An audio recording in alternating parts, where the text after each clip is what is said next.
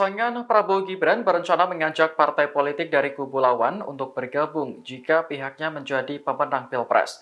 Namun jika ajakan itu ditolak, kubu Prabowo mengaku tidak masalah.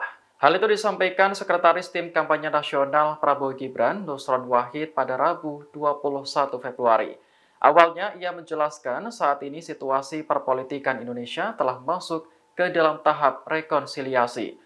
Menurut Nusron, dalam politik ada waktunya untuk bertanding dan bersanding. Oleh karena itu, ia mengajak semua pihak untuk bersatu dalam membangun bangsa setelah pemilu berakhir. Pihak-pihak yang masih berseberangan diharapkan bisa bersatu dengan Prabowo Gibran.